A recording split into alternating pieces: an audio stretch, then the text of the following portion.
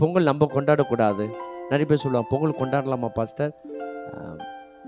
பொங்கலுக்கு கொண்டாடலாமா கொண்டாட வேண்டாம் என்றதை விட, பொங்கல் ஏன் கொண்டாடுறாங்கன்னா, விவசாயிகள் இல்லை தமிழர்கள், இது வந்து பாரம்பரியமாக அவங்க முன்னோர்கள் செய்த காரியம்.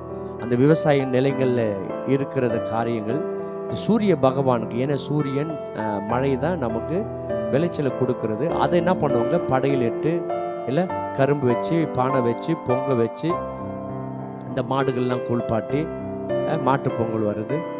இதெல்லாம் அந்த விவசாயத்துக்கு என்னென்னலாம் யூஸ் பண்ணுறாங்களோ அதெல்லாம் வச்சு வணங்கி சூரிய பகவானுக்கு நன்றி செலுத்துவாங்க. இதுதான் பொங்கல்.